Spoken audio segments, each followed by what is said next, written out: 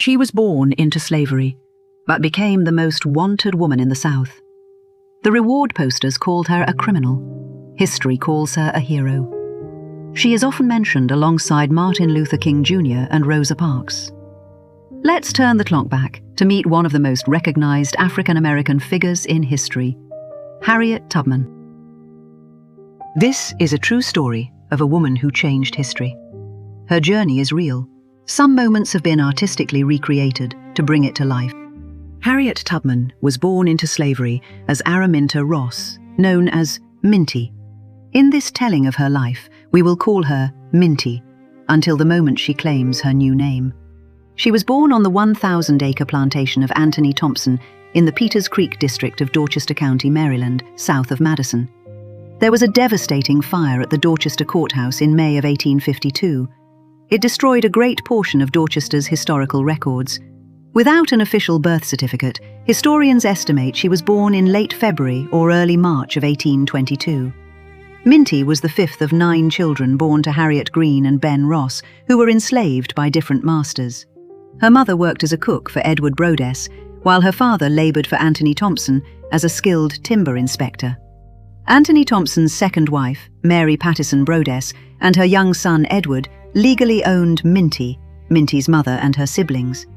It was through marriage of Anthony Thompson to Mary Pattison Brodess that Minty's parents, Ben Ross and Rit Green, met, got married in 1808 and started their own family in the same year.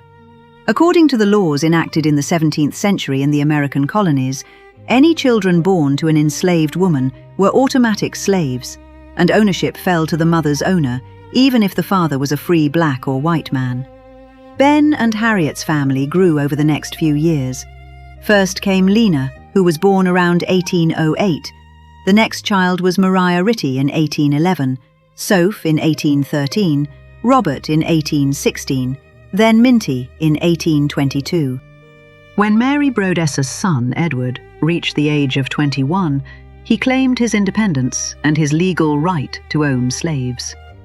Among those he claimed were Minty, her mother, and her siblings. In 1824, Minty's mother, known as Rit, and her 5 children were taken by Edward Brodess to his plantation in Bucktown, about 10 miles away. Although Minty and her siblings were separated from their father, they maintained strong bonds with the black community surrounding Anthony Thompson's plantation. That community provided a nurturing force throughout Minty's unstable childhood and early adulthood. The Ross family later grew larger, with the birth of another sister, Rachel, in 1825, and 3 more brothers, Ben in 1823, Henry in 1830, and Moses in 1832. Minty was often left to care for her younger siblings when she herself was only 5 years old. Their mother was forced to leave them alone in their cabin while she worked in the big house, the master's home. From the age of 6, Minty rarely lived with her family. Instead, Brodess hired her out. Life was not easy for Minty. Another master she was sent to was a planter named James Cook, who forced her to check muskrat traps in the marsh, even when she was ill. She became dangerously sick with measles, and Cook sent her back to Brodess, saying she was not worth paying for. Her mother was able to nurse her back to health, but as soon as Minty recovered, she was hired out once again. She was deeply homesick throughout her childhood. At just 7 years old, Minty was sent to work as a nursemaid for a woman known as Miss Susan. Her job was to care for the baby and keep the cradle rocking to prevent the child from crying. If the baby woke and cried, Minty was whipped. Later in life, Harriet Tubman recalled one day when she was whipped 5 times before breakfast. These beatings left scars on her body and mind that were still visible more than 80 years after. There are several accounts of the abuse Minty endured while living with Miss Susan. She did whatever she could to escape the household, sometimes running away for days, other times wearing as many layers of clothing as possible to lessen the pain of the whippings. Minty and her siblings were forced to live wherever they were hired out. 3 of her sisters were sold to the Deep South, and 2 were forced to leave their children behind. Interesting fact, a near-death accident. As a child, around 1834 or 1835, when Minty was 12 or 13, she was struck in the head by a heavy iron weight thrown by an overseer. The overseer was mad because Minty was trying to stop him from capturing a runaway slave. She barely survived this catastrophic injury and was left with severe headaches, sleeping spells, and intermittent epilepsy seizures for the rest of her life. In spite of all of her trauma, she went on to become one of the most courageous conductors of the Underground Railroad. Minty was hired out to a Madison merchant and shipbuilder, John T. Stewart, as a teen during the late 1830s and 1840s. This brought her closer to her childhood home and her father, Ben Ross. Ben Ross was granted his freedom in 1840. He continued to work for John Stewart. Minty learned to read the sky and the forest. As a young girl, laboring in the forests of Maryland with her father, Ben Ross, Minty learned vital navigation skills. He taught her to read the natural world, by day and by night, using celestial markers like the North Star, Polaris, often called the drinking gourd, to find true north. These skills were developed near what is now Blackwater National Wildlife Refuge in Dorchester County, Maryland. Minty also learned to read environmental signs, such as moss growth on trees, to determine direction. This early survival training later became essential to her work guiding others to freedom on the Underground Railroad. Minty married a local free black man around 1844 when she was about 22 years old, and changed her first name to Harriet. Her husband's name was John Tubman. Because Harriet was enslaved, their marriage was not legally recognized. Even so, she took her husband's surname and became known as Harriet Tubman. When her master, Edward Brodess, died at 47 in 1849, Harriet was rightfully scared that since Edward Brodess was deeply in debt at the time of his death, this meant that she and others' slaves could be sold to pay for some of the debt Edward owed by his wife. This turned out to be true. His wife was afraid she would lose the farm to pay for the debt. She decided to sell some of the family's slaves. Harriet feared she would be sold to a plantation in the Deep South, who were looking for help for their cotton fields. So, to avoid the auction block, Harriet took her emancipation into her own hands. The Deep South. Why was it feared? For enslaved people in America, few things were more terrifying than being sold to the Deep South, known as being sold down the river. It meant brutal plantation labor, permanent separation from family, and almost no chance of escape. On sugar plantations, life expectancy was so low that many believed survival itself was unlikely. The work was relentless. Cotton and sugar demanded exhausting labor from sunrise to nightfall, enforced by severe punishment. Sugar fields were especially deadly.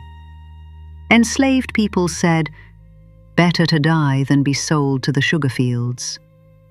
The states considered the core of the Deep South during the plantation era and at the start of the Civil War were South Carolina, Georgia, Alabama, Mississippi, Louisiana, Florida, and Texas. Families were routinely torn apart.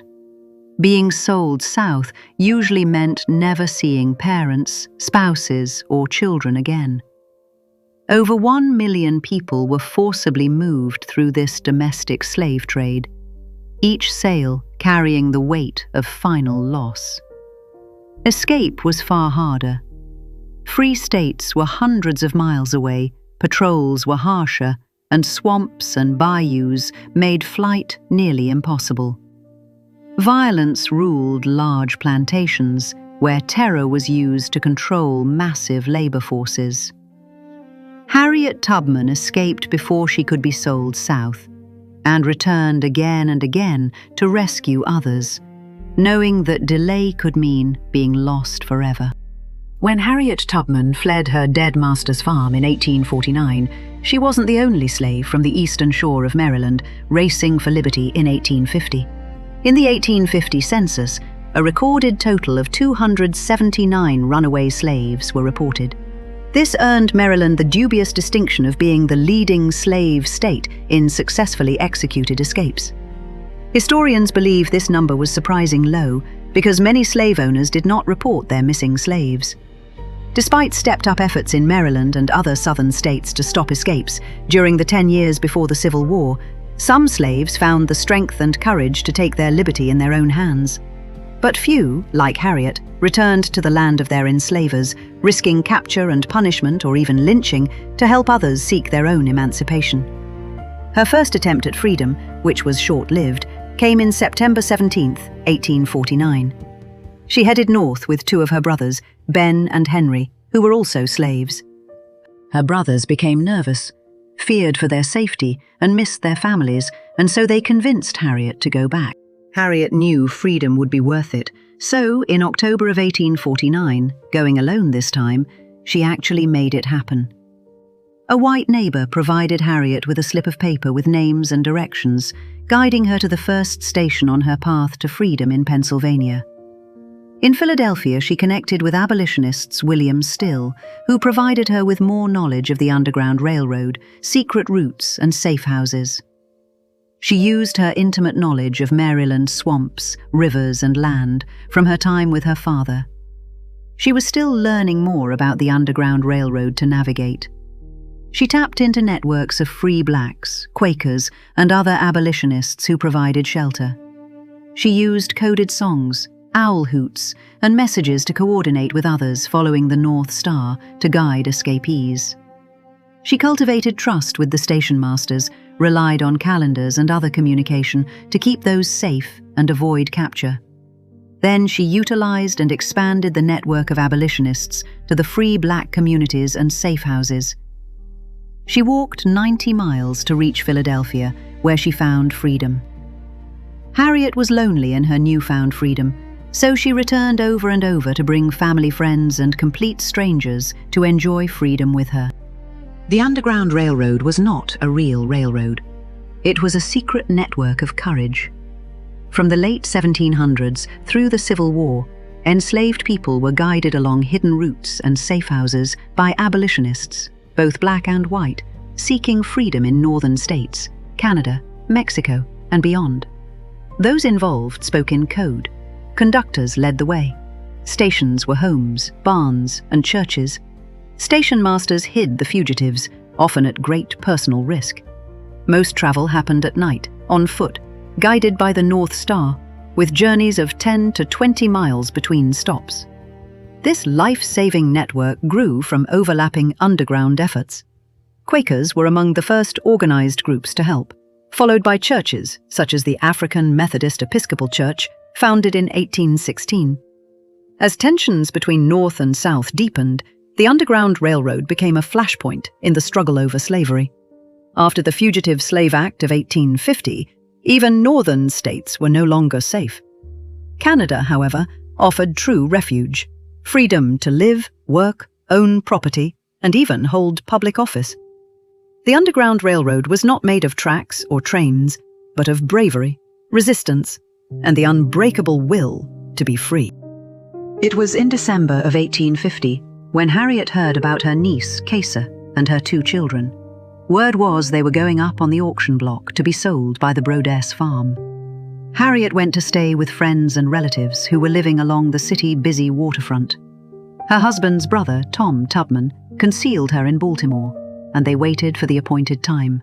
Casa's husband had little time to prepare, but came up with a brilliant plan to whisk Casa and her two children away via the Underground Railroad.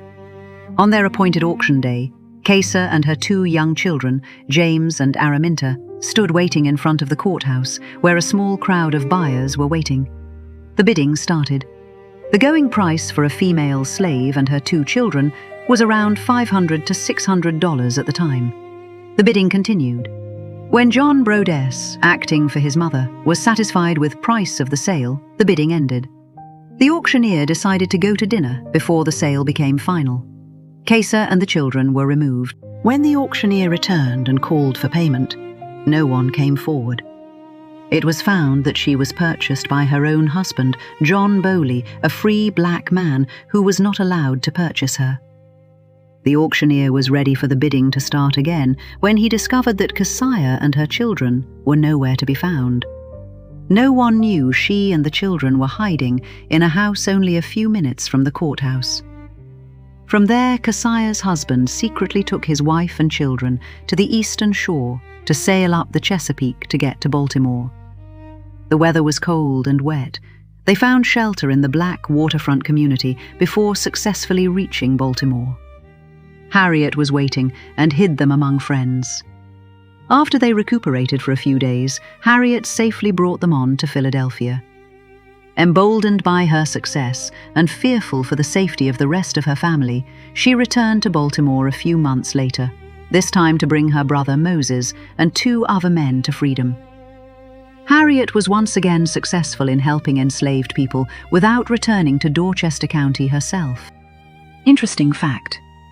What was the Fugitive Slave Act of 1850? The Fugitive Slave Act was passed on September 18, 1850, by the 31st United States Congress. The Fugitive Slave Act required all states, including those where slavery was illegal, to assist in the capture and return of escaped enslaved people. As part of the Compromise of 1850, the law placed enforcement in the hands of federal officials, imposed harsh penalties on anyone who interfered, and denied accused fugitives basic legal rights. The act intensified abolitionist resistance and deepened national tensions in the years leading up to the Civil War. In the fall of 1851, Harriet Tubman decided to go directly to the Eastern Shore herself. She had saved up her earnings, bought a new suit of clothes for her husband, and returned to the Dorchester County area, the first time since she herself had escaped. This time she wanted to bring her husband, John, north. Harriet did not know he had married again, this time a free black woman, and he wanted to stay with her. Harriet was devastated. Instead of causing a scene, she found another group and guided them to Canada, where they will be outside the reach of the Fugitive Slave Act. John Tubman remained in Maryland for the rest of his life. In 1867, he was shot dead by a white man who was found not guilty by an all-white jury. He left a widow and 4 children behind. I have heard their groans and sighs, and seen their tears, and I would give every drop of my blood in my veins to free them. Harriet Tubman. In December of 1851, Harriet helps a group of 11 fugitive slaves, that includes 3 of her brothers from Maryland, to Philadelphia. Then they traveled to Canada to avoid the Fugitive Slave Act of 1850. Harriet Tubman realized in late spring of 1857 that her father's life was in danger. He was under suspicion for aiding the enslaved people in using the Underground Railroad. She knew she had to help them go north. This turned out to be one of her more daring rescues, since her parents were elderly and feeble. There was no way they could walk all the way from Maryland to Canada. The escape from Caroline County, Maryland, via the Underground Railroad to Wilmington, Delaware, was done in stages, and in part they used a horse-drawn carriage to guide them out. From there they made their way to Canada. After staying there a while, they moved back to the USA and settled in Auburn, New York. I had reasoned this out in my mind. There was one of 2 things I had a right to: liberty or death. If I could not have one, I would have the other. Harriet Tubman. In April 1858, in Canada, Harriet Tubman meets white abolitionist John Brown. She learns of his plans to spark a slave rebellion in the United States and agrees to gather recruits for the cause. Harriet was asked to gather former slaves now living in Canada. On October 16, 1859, Brown's raid on the Federal Armory at Harper's Ferry in Virginia, now West Virginia, takes place. Harriet had intended on being at the raid but had gotten ill. Fortunately for Harriet, she did not participate in the raid on Harper's Ferry. All but 5 raiders were captured or killed, including John Brown's 2 sons. John Brown was captured and convicted of treason, murder, and inciting a rebellion. He was hung on December 2nd. Harriet later told a friend that he'd done more in dying than 100 men would in living. At the end of 1859, Frances Adeline Seward, the wife of abolitionist Republican Senator William H. Seward, sold Harriet a 7-acre farm in Auburn, New York, for $100. This was a risky sale for her, since selling land to an emancipated person was illegal according to the Fugitive Act. Harriet used the farm to move her parents from Canada back to the United States to live, since they were unhappy in Canada. The farmstead became a haven for Harriet's family, and for years she took in relatives and offered a safe place for Black Americans seeking a better life in the North. November 1860. Harriet takes her last trip on the Underground Railroad. Throughout the 1850s, Harriet had been unable to effect the escape of her sister Rachel and Rachel's 2 children, Ben and Angerine. Upon returning to Dorchester County, Tubman discovered that Rachel had died, and the children could be rescued only if she would pay a bribe of $30. She did not have the money, so the children remained enslaved. Their fate remains unknown. Never one to waste a trip, Harriet gathered another group, including the Annals family, who were ready and willing to take the risk of the journey north. It took them weeks to get safely to their destination because of catchers forcing them to hide out longer than expected. The weather was unreasonably cold and they had little food. They safely reached the home of David and Martha Wright in Auburn in December 28, 1860. I was the conductor of the Underground Railroad for 8 years. And I can say what most conductors can't say. I never ran my train off the track, and I never lost a passenger. Harriet Tubman. In 1862, following the outbreak of the Civil War in 1861, Harriet joined Union forces in South Carolina. She served as a nurse, preparing remedies from local plants and caring for soldiers suffering from dysentery and infectious diseases. Wanting no special treatment, Harriet stopped accepting government rations. She received no wages for her work as a nurse, scout, or spy, so she found other ways to support herself. Harriet operated an eating house in Beaufort, South Carolina, where she made and sold gingerbread, pies, and root beer to soldiers to fund her humanitarian efforts. Every great dream begins with a dreamer. Always remember, you have within you the strength, the patience, and the passion to reach for the stars to change the world. Harriet Tubman. Early 1863. Harriet recruited local scouts to gather intelligence on Confederate positions along the Combahee River, which ended in her leading the successful Combahee River Raid in June of 1863. She did this under the authorization from Secretary of War Edwin M. Stanton and the support of Governor John Andrew of Massachusetts. It's June 1st to 2nd of 1863. Harriet guides Union steamships up the Combahee River in South Carolina. Once ashore, the Union troops set fire to the plantations, destroying infrastructure and seizing thousands of dollars worth of food and supplies. Forewarned of the raid by Harriet, enslaved people throughout the area heard steamboat whistles and understood they were being liberated. Harriet went ashore to assist them onto the boats, ruining her dress in the process, and she sang lyrics from Uncle Sam's farm, encouraging them to come along, come along. She later described the scene as chaos, with women carrying still steaming pots, or pigs squealing in bags slung over their shoulders, and babies hanging around their parents' neck. Armed overseers tried to stop the mass escape, but their efforts were all but useless in the turmoil. As Confederate troops raced to the scene, the steamboats took off toward Beaufort, with more than 750 formerly enslaved people.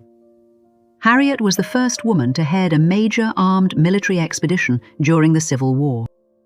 On July of 1863, after the 54th Massachusetts Infantry, whose soldiers were African-American volunteers, suffers devastating losses during a bloody battle at Fort Wagner, Harriet helps bury the dead and aid the survivors.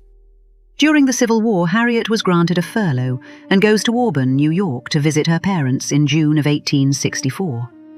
For 2 more years, Harriet worked for the Union forces, tending to newly liberated people, scouting into Confederate territory, and nursing wounded soldiers in Virginia. This continued for several months after the Confederacy surrendered in April 1865. Also during 1865, Harriet nurses black soldiers at Fort Monroe in Virginia. After the Civil War ends, she visits Washington, D.C., and informs the Surgeon General that black soldiers are experiencing terrible conditions in military hospitals. While working as a nurse and then a scout and spy in the Civil War, Harriet did not receive any regular pay. Over the course of 3 years, she was paid around $400, around $7,900 today. In July of 1865, Harriet asks William Seward, who was Secretary of State at the time, to help her receive payment for her work during the war. Unfortunately, she was not successful, due in part to her unofficial status, and then there was the turmoil of President Abraham Lincoln's assassination and Seward's ongoing recovery from stab wounds suffering during an assassination attempt. In October of 1865, while traveling home by train with a half-fare ticket granted for her service, a conductor, using a racial slur, ordered Harriet to move to another car. She refused, asserting her rights, and was forcibly removed by several men and thrown into the smoking car. She suffered a broken arm and other painful injuries. Harriet lived in near constant poverty, having spent most of her earnings supporting her family and other formerly enslaved people. In December of 1868, Scenes in the Life of Harriet Tubman, a biography written by Sarah Bradford, was published. Although the book contained inaccuracies, sales raised approximately $1,200 for the financially struggling Harriet. Harriet marries Nelson Davis, a former slave and Civil War veteran, on March 18, 1869. She was 47 and he was 25. 5 years later, Harriet and her husband adopt a daughter, whom they name Gertie Davis. One of Harriet's dreams comes true when, in June of 1886, at the age of 64, Harriet purchases 25 acres of land next to her house in Auburn, New York, with the vision of creating a nursing home for Black Americans. Also that year in October, a revised Harriet Tubman biography, Harriet the Moses of Her People, is published to help raise funds for Harriet. In less than 20 years of marriage, on October 18, 1888, Harriet's husband, Nelson Davis, dies after suffering from tuberculosis at the age of 44. After settling in Auburn, Harriet became involved in the women's suffrage movement. She worked closely with Susan B. Anthony and Elizabeth Cady Stanton through the National Woman's Suffrage Association. Harriet famously remarked that she had suffered enough for it. Despite her frail health, in July of 1896, she spoke at the first conference of the National Association of Colored Women. That November, she was introduced by Susan B. Anthony at a suffrage convention in Rochester, New York. In June of 1890, Harriet applied for a Civil War widow's pension based on her husband's military service. On October 16, 1895, 5 years later, she was approved for a monthly pension of $8, approximately $310 today. In 1897, Queen Victoria sent Harriet a shawl and medal in celebration of her Diamond Jubilee and invited her to England. Harriet was unable to accept due to financial constraints. Around 1898, in her mid-70s, Harriet underwent brain surgery at Massachusetts General Hospital to relieve chronic pain and buzzing sensations resulting from a head injury she sustained as a teenager. Inspired by the soldiers she had cared for during the war, she refused anesthesia and instead bit down on a bullet. She later described the procedure as doctors having sawed open my skull and raised it up, and now it feels more comfortable. In 1899, Congress increased Harriet's pension to $20 per month for her nursing service, though her other military contributions were not recognized. In 1903, Harriet formally transferred the 25 acres of land she had purchased to the African Methodist Episcopal Zion Church. On June 23, 1908, the church opened the Harriet Tubman Home for the Aged. Harriet attended the dedication ceremony. The home cared for elderly former slaves and those without means of support, and is now part of the Harriet Tubman National Historical Park in Auburn, New York. Due to declining health, on May 19, 1911, Harriet Tubman became a resident of the Harriet Tubman Home for the Aged. On March 10, 1913, Harriet Tubman died after battling pneumonia. She was buried with military honors on March 13, 1913. There are several places to pay your respects to Harriet Tubman. They include, but not limited to, the Harriet Tubman National Historical Park, her gravesite at Fort Hill Cemetery, and the Harriet Tubman Home, all in New York. In Maryland, you can visit the Harriet Tubman Underground Railroad National Historical Park and the Harriet Tubman Underground Railroad Scenic Byway in Dorchester County. Harriet Tubman risked everything to change lives. Coming up next, Marie Curie. They tried to keep her name off the Nobel Prize, not once, but twice, but she refused to be ignored. Don't miss her fascinating story. If this story inspired you, join us as we continue uncovering the lives of women who changed the world. Subscribe to Heroines of History and keep the light of history alive. And let us know in the comments who your favorite heroine is.